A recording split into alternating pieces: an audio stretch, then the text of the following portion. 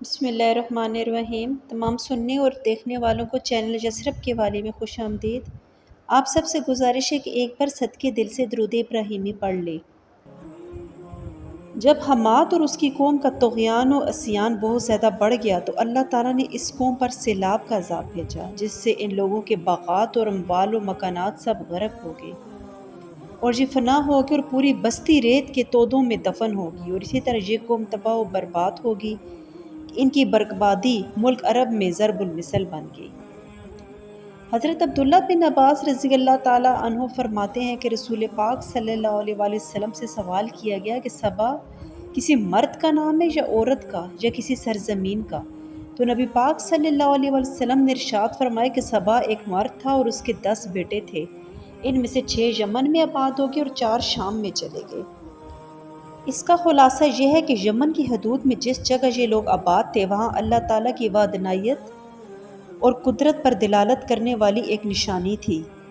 اس نشانی کی تفصیل یہ ہے کہ ان کے شہر معرب کے دونوں طرف کثیر باغات تھے اور ان باغوں میں پھلوں کی انتہائی کثرت تھی۔ ان لوگوں سے انبیاء کرام رضی اللہ تعالیٰ عنہ کے ذریعے کہا گیا کہ اپنے رب عز و جل کا رزق کھاؤ اور اس نعمت پر اس کی اطاعت اور عبادت بجا لاؤ۔ تمہارا شہر پاکیزہ شہر ہے جس میں لطیف آب و ہوا ہے اور صاف ستھری سرزمین ہے، اس میں مچھر، مکھی، کھٹمل، سانپ اور بچھو وغیرہ کی کوئی چیز نہیں ہے، اور ہوا کی پاکیزگی کا یہ عالم ہے کہ اگر کہیں دوسرے علاقے کا کوئی شخص اس شہر میں سے گزر جائے اور اس کے کپڑوں میں جوئیں ہوں تو سب مر جائیں گی، اور اگر تم اپنے رب عز و جل کی روزی پر شکر ادا کرو اور اس کی اطاعت بجا لاؤ تو وہ بخشش فرمانے والا ہے۔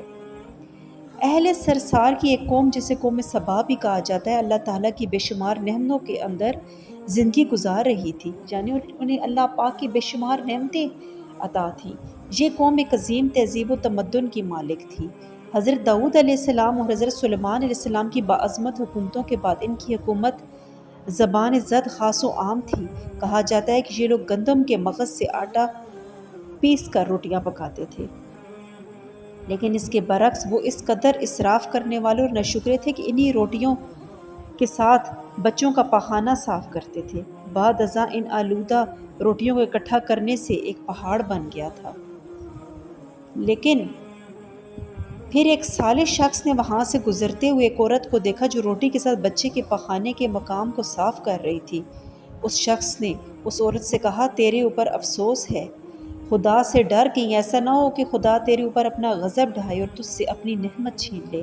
اس عورت نے جواب میں مذاق اڑایا اور مغرورانہ انداز میں کہا، جاؤ جاؤ، گویا کہ مجھے بھوک سے ڈرا رہے ہو۔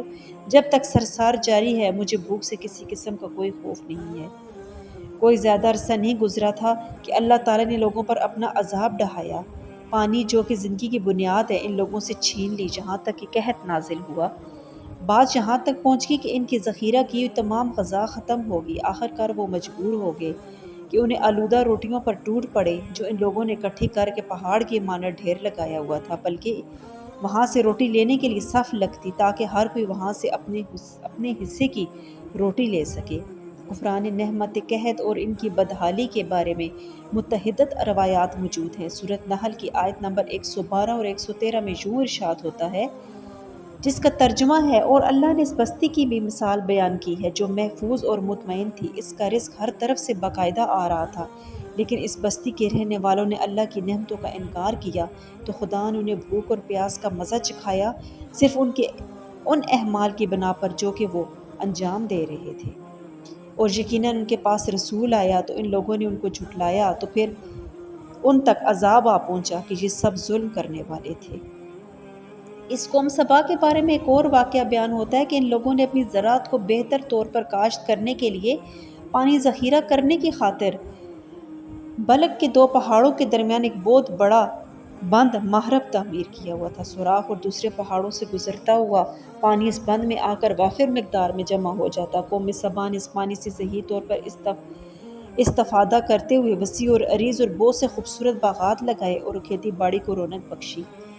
ان باغات کے درختوں کی شاخیں اس قدر پھلوں سے لدی ہوئی تھیں کہ کہتے ہیں کہ اگر کوئی شخص اپنے سر پر ٹوکری رکھ کر ان کے نیچے سے گزرتا تو پھل خود بخود ٹوکری میں گرنا شروع ہو جاتے اور قلیل مدت تک مدت میں ٹوکری تازہ پھلوں سے بھر جاتی، لیکن نعمتوں کی کثرت نے انہیں شکر کرنے کے بجائے سرمست اور غافل کر دیا تھا، جہاں تک کہ ان کے درمیان بہت بڑا طبقاتی نظام وجود میں آ چکا تھا۔ ان میں سے صاحب اقتدار لوگوں نے کمزوروں اور ضعیفوں کا خون چوسنا شروع کر رکھا تھا، جہاں تک کہ ان لوگوں نے خدا سے ایک احمقانہ التماس کیا جس کا ذکر سورۃ سبا کی آیت نمبر 19 میں ملتا ہے۔ انہوں نے کہا، خدایا ہمارے سفروں کے درمیان فاصلہ زیادہ کر دے۔ انہوں نے اللہ تعالیٰ سے یہ التماس اس لیے کیا تاکہ غریبوں، بے نوا لوگوں، عمرہ اور ثروت مند اور ان کے ہمراہ سفر نہ کریں۔ ان کی خواہش یہ تھی کہ آبادیوں کے درمیان خشکی ہو اور فاصلہ بہت زیادہ ہو تاکہ تہی دست اور کم آمدنی والے لوگ ان کی طرح سفر نہ کر سکیں۔ اللہ تعالیٰ نے ان مغرور پیٹ کے پجاریوں پر اپنا غضب نازل کیا۔